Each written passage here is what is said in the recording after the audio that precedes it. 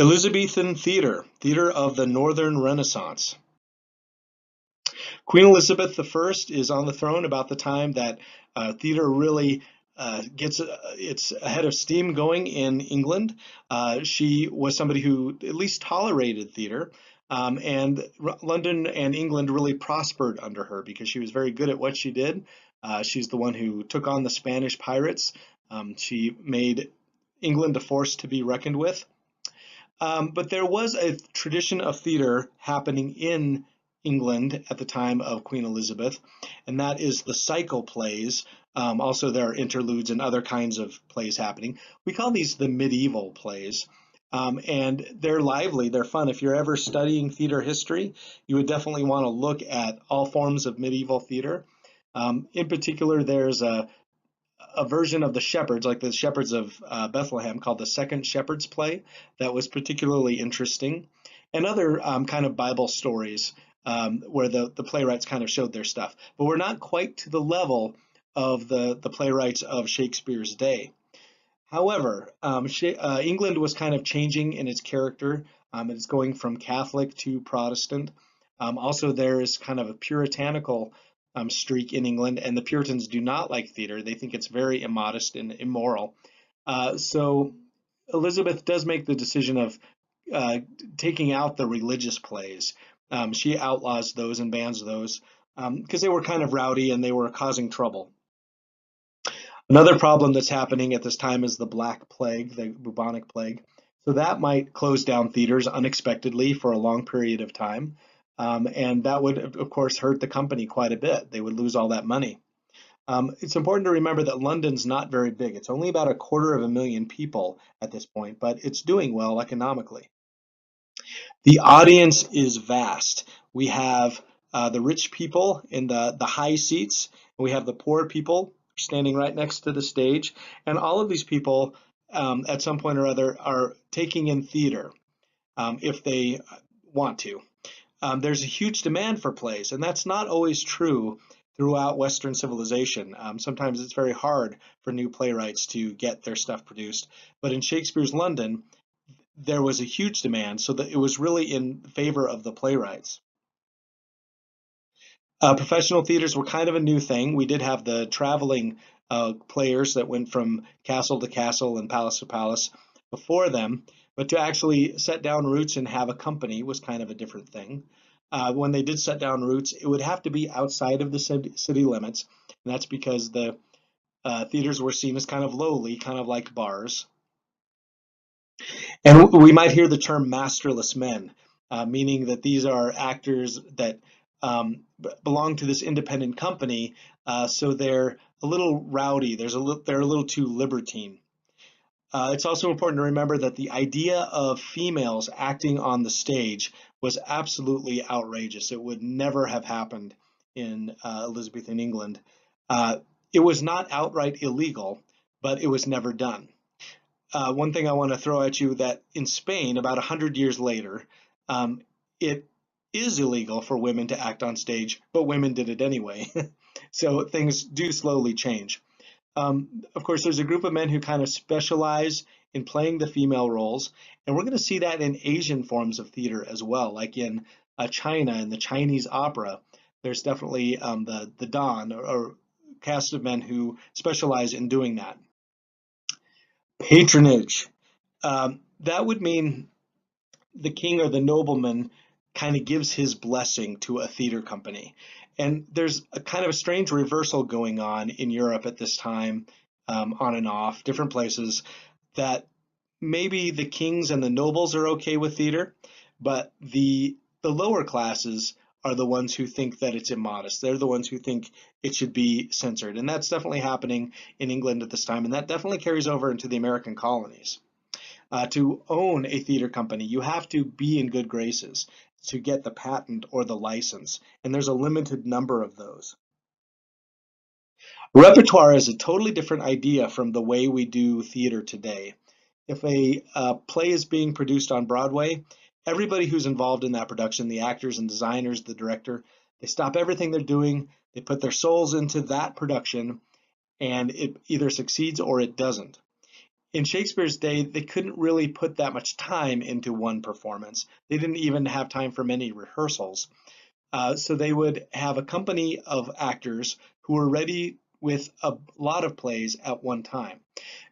So in England and in other places, that might mean that a noble wants a performance. Maybe the king wants a performance. This happens in Spain. Um, and so everybody has to drop what they're doing and they have to get ready to do the tragedy that he wants at the palace at 9 o'clock sharp. So there's a repertoire that they're ready with, and it includes comedies and tragedies. The ownership of plays was a little different. The third production of a play was traditionally the playwright. So he would get all of the tickets, all of the house. And for obvious reasons, for the first and second performances, if the play was a bomb, that might be all that the theater owners had to recoup. And then thereafter, the third performance, the company would own the play. So that would never fly today. There are definitely, there's a dramatist guild that would protect playwrights from that. There are other playwrights during Shakespeare's time, and we often forget that because they're so overshadowed by Shakespeare. One of them is Thomas Kyd. He wrote, his most famous work is The Spanish Tragedy, which is very, very dark. It's been a long time since I've read it, but it's very dark. Also, Christopher Marlowe, who did very well with Dr. Faustus. That's one that is often studied. I saw a recorded production of that recently, and I think it holds up very well. It's the story of the scientist, the doctor, meaning the scientist, who sells his soul to the devil, literally signs the book, and gets all the knowledge that he wants, but he usually actually just kind of plays around, with the spirits from the past. And he does all that for knowledge. So this holds up in operas and in other works today.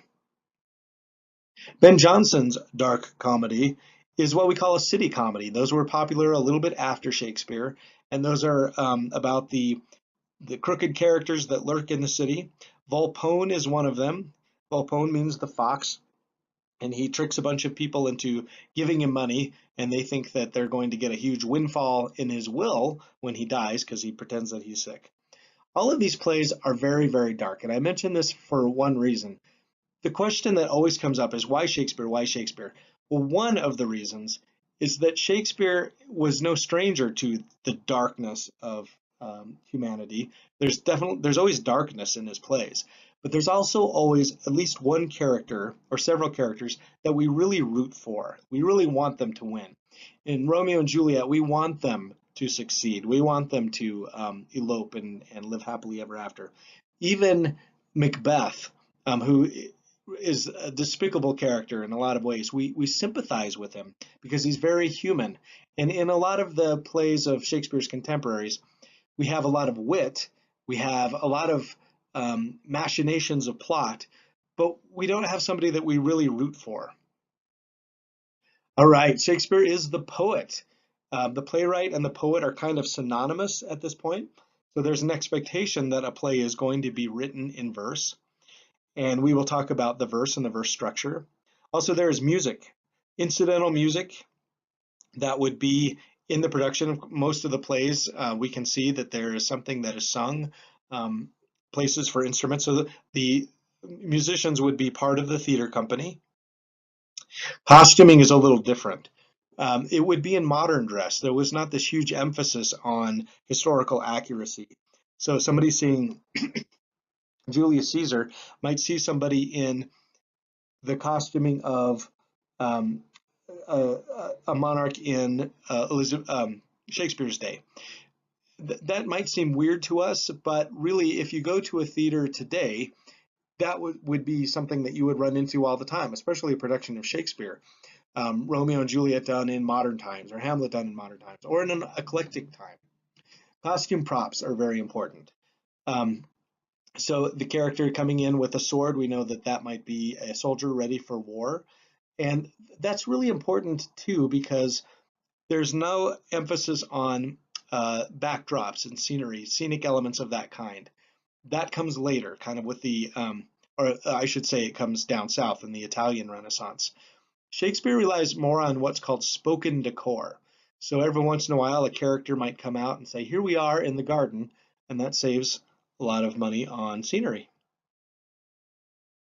The theaters are largely patterned after the outdoor theaters, patterned after courtyards. They're not really patterned after like the Greek theaters and the Roman theaters because they had these structures that were marvelous. But Shakespeare's theaters kind of come from a different tradition. The cycle plays and medieval plays that I mentioned, those would be done like in a courtyard and on a raised stage or a wagon even. And then maybe you can close the courtyard off and charge people to come into the courtyard. And it worked really well with the natural daylight and the walls. So when you see inside of the globe a diagram, that's kind of what you're seeing. That's done in other places as well. In Spain, the theaters are patterned that way as well. There were indoor theaters, and we kind of forget that. Um, a lot of times, too, if a play were not performed at an indoor theater or an outdoor, it might be performed in a banquet hall that's being used as a theater.